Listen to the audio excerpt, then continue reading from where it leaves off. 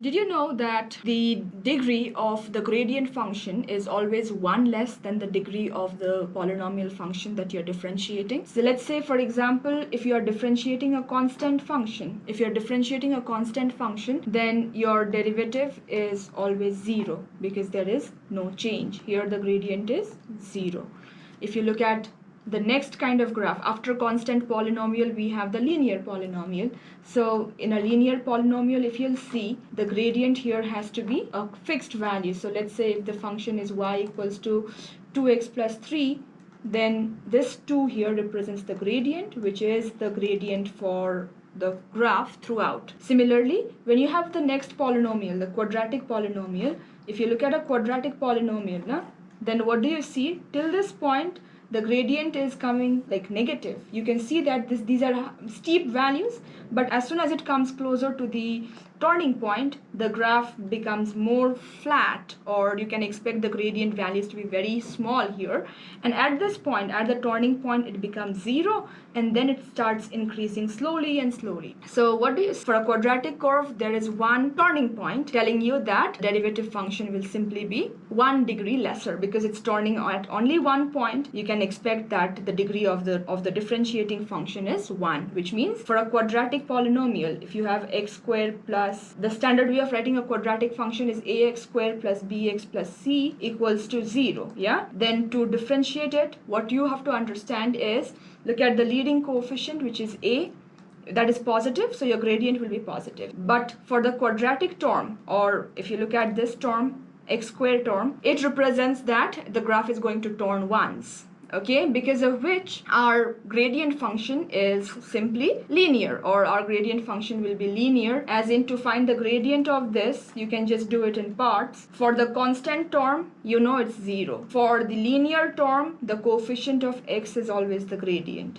And for the x squared term, or for any power term, how do you find the gradient? Is simply take the power, okay? The power just multiplies the leading coefficient, and the power of the variable x will simply be 1 less. So this is the general formula to differentiate any power term. So let's say if I have ax to the power of n, how do you differentiate this? So y equals to ax to the power of n.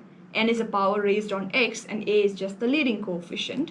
So if this is the term, then how will you differentiate it? Note that differentiating means finding the gradient function.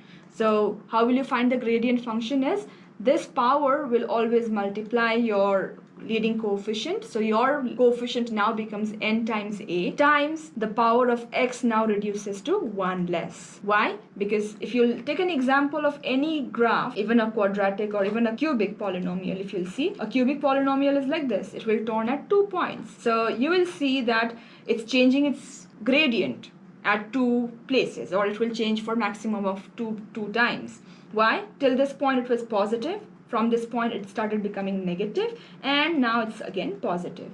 So you see, positive to negative, negative to positive. The change occurs twice. The change as in how things were positive and now it's negative, and finally it's again positive. The degree of the differentiated function is always 1 less than the degree of the given function. That is something you must want to remember.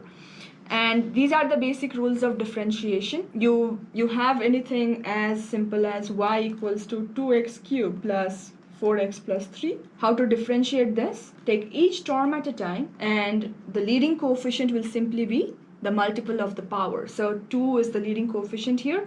You times it with the power. 2 times 3, 6. The power of x has to reduce by 1 always.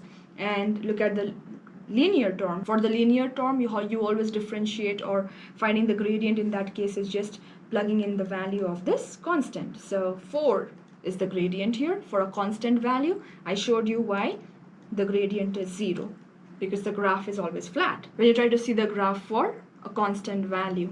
So finally our answer is just 6x squared plus 4. These are some of the important examples you can see for calculus or for differentiation, and we will have a look at more of these examples later.